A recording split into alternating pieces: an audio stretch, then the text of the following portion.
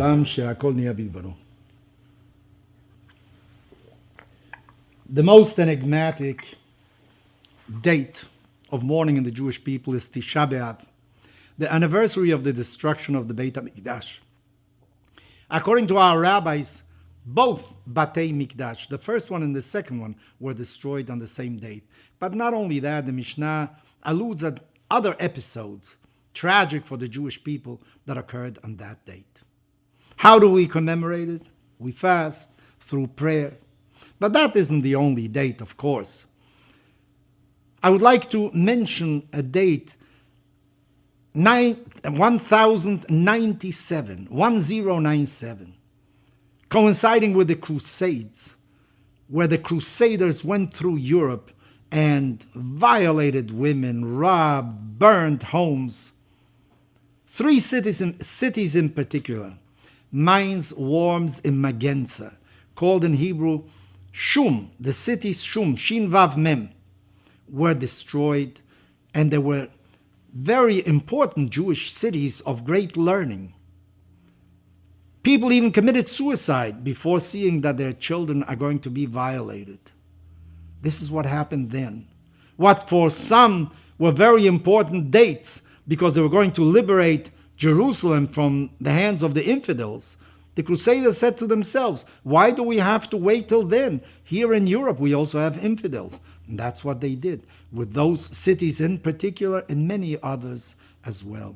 In 1648, Khmelnytsky led hordes that rampaged through Ukraine, Poland, devastation. We have a prayer that we say in the synagogues every Saturday, Av Harachamim, that was composed really to commemorate what happened during the Crusades. And I know of synagogues where before saying Av Harachamim, the rabbi gets up and he says, it is not only because of the Crusades, it's for other things as well, including, of course, the greatest disaster of the that the Jewish people experienced, which is the Shoah, the Holocaust. 6 million of our brethren were assassinated for the mere fact that they were Jewish, for no other reason. They hadn't disobeyed any law. They hadn't done any wrong to anybody, but they were breathing, and a Jew was not allowed to breathe air. They were assassinated by the Germans during the Second World War. So what is Jewish history, if not a collection of different dates that we have to commemorate where our people, unfortunately, were assassinated, were murdered, were robbed, were chastised, were tortured throughout the ages. But there's a very interesting midrash that says the following. On the very same day that the Beit HaMikdash was destroyed, the Messiah was born. In other words, with destruction, there is also a glimmer of hope. Not only a glimmer, maybe it's a promise of hope. Maybe all the suffering of our people made us stronger, made us more determined. How many Jews during those days left their faith? Very few. It was actually in the 19th century, in the freedom of Europe, that many Jews left their faith.